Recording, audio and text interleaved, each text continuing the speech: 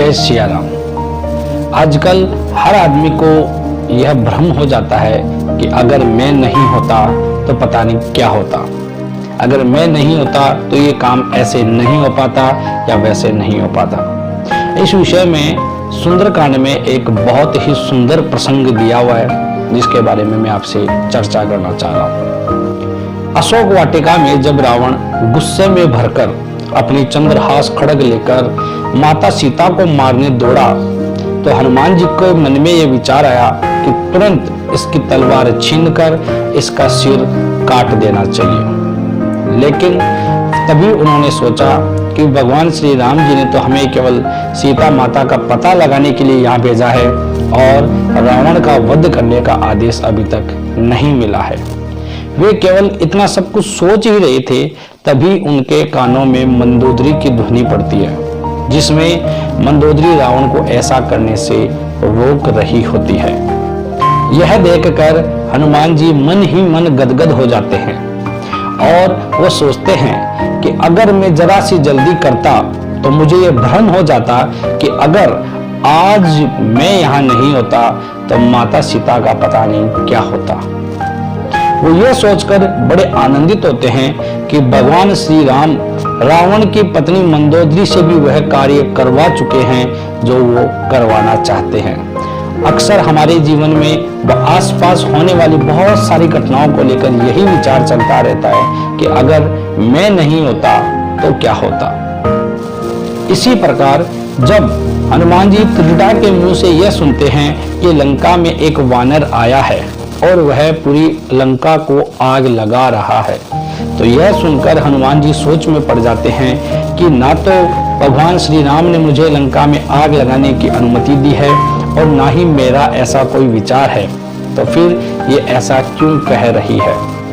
तब त्रिजटा आगे सीता माता को बताती है कि उन्होंने एक ऐसा स्वप्न देखा है कि एक वानर पूरी लंका को आग लगा रहा है। तभी रावण के कुछ सैनिक तलवार लेकर हनुमान जी को मारने और उन्हें बंदी बनाने के लिए दौड़ पड़ते हैं। यह सब देखकर हनुमान जी उनका विरोध नहीं करते हैं और उनके बंधन में बंध जाते हैं। तब वो सोचते हैं कि दरबार में शायद रावण उन्हें मृत्यु दंड देगा, लेकिन वहां भी विभीषण जी उनके प्राणों की रक्षा करते हैं, यह कहकर कि ये एक दूत है और दूत का वध करना अनुचित होता है।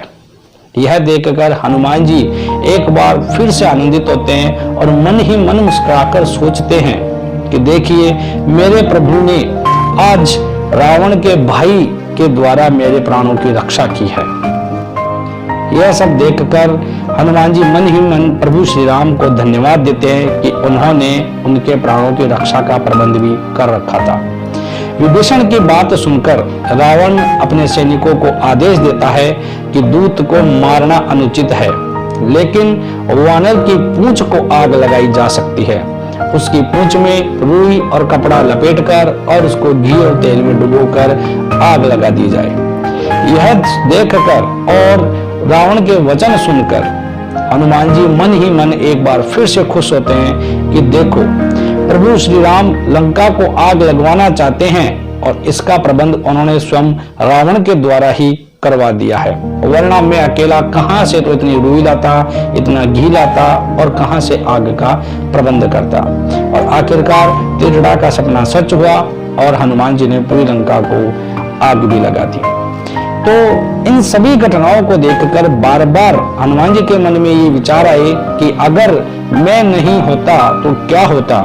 अगर ये भाव मेरे मन में आ जाता तो मैं सदैव के लिए अहंकार और घमंड से भरा हुआ रहता और कभी भी वास्तविकता को पहचान नहीं पाता। जब परमपिता परमेश्वर स्वयं रावण के द्वारा वो सारे कार्य करवा सकते हैं जो वो चाहते हैं, तो एक तुच्छ इंसान की या आपके और मेरे जैसे व्यक्ति की तो औकात ही क्या है।